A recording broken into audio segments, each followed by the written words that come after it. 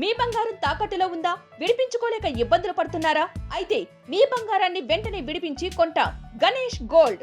మీరు సంప్రదించాల్సిన ఫోన్ నంబర్లు 9160-266-916, 8712619507. నెల్లూరు జిల్లా సెంట్రల్ జైలు నుంచి ఓ ఖైదీ తప్పించుకున్నాడు. సంగం మండలం గాంధీ గిరిజన సంఘం ప్రాంతానికి చెందిన సురేష్ అనే వ్యక్తి ఓ మర్డర్ కేసులో ఖైదీగా ఉన్నాడు. 2 రోజుల క్రితం కుటుంబ సభ్యులు జైలుకు వచ్చారని, వారిని చూసిన తర్వాత సురేష్ జైలు నుంచి పారిపోయినట్లు అధికారులు తెలిపారు.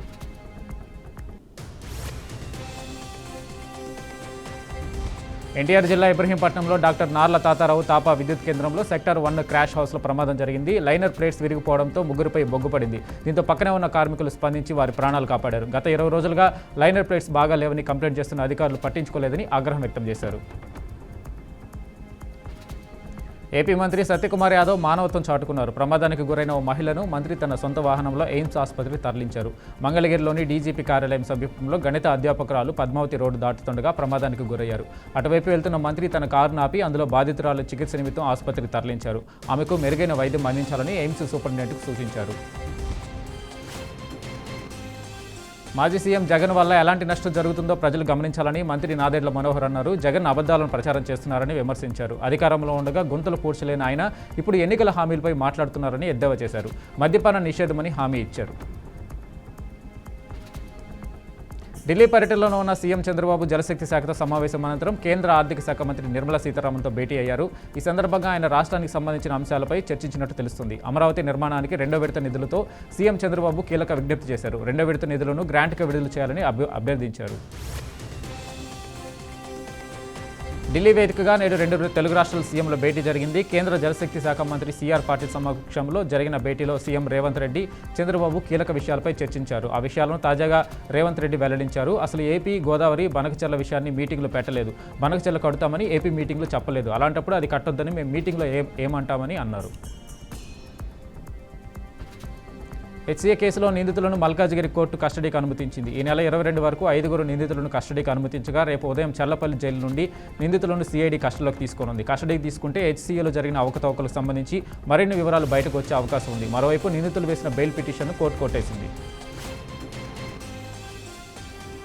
కూలిందంటున్న మేడిగడ్డ ఆనకట్టపైన చర్చ పెడదామని సీఎం రేవంత్ రెడ్డి సవాల్ స్వీకరించాలని కేటీఆర్ అన్నారు. సీఎం సవాల్కు ప్రతి సవాల్గా చర్చకు వెళ్తే పారిపోయారని, మళ్లీ చర్చకు పిలుస్తున్నారని ఎద్దేవా చేశారు. తెలంగాణ భవన్లో జరిగిన దళిత బంధు సాధన సమితి సమావేశంలో కేటీఆర్ ప్రసంగించారు. దమ్ముంటే మేడిగడ్డ ఆనకట్ట మీద చర్చకు తాము విసిరిన సవాల్ స్వీకరించాలన్నారు.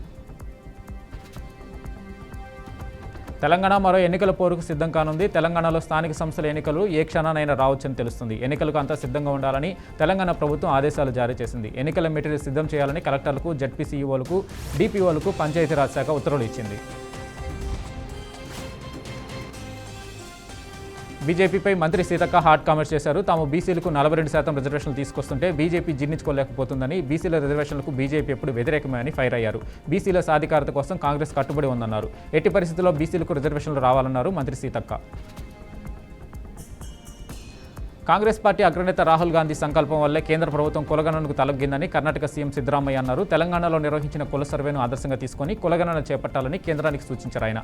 ప్రతిపక్ష పార్టీలు, అనేక రాష్ట్ర ప్రభుత్వాలు కుల ఆధారిత జనాభా గణనను నవీకరించాలని డిమాండ్ చేస్తున్న నేపథ్యంలో సిద్ధరామయ్య వ్యాఖ్యలు ప్రాధాన్యత సంతరించుకున్నాయి.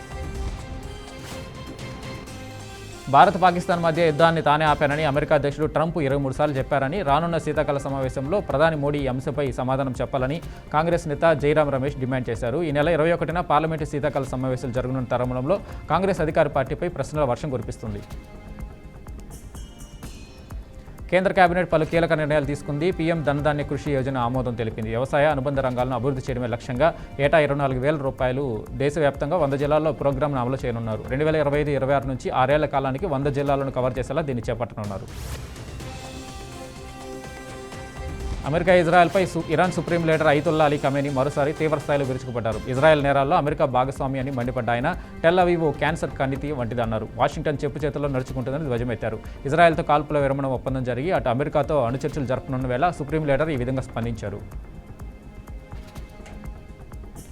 రష్యాను ఆర్థికంగా ఒంటరి చేయాలని అగ్రరాజ్యం అమెరికా ఒత్తిడితో నాటో చీఫ్ మార్క్ రుట్టే కీలక వ్యాఖ్యలు చేశారు. ఇకపై భారత్, చైనా, బ్రెజిల్ దేశాలు రష్యాతో వ్యాపారం కొనసాగిస్తే భారీ ఆంక్షలు ఎదుర్కోవాల్సి ఉంటుందని హెచ్చరించారు. దీంతో భారత్ వంటి దేశాలపై బెదిరింపులు మంచిది కావని అభిప్రాయాలు వెలువడుతున్నాయి.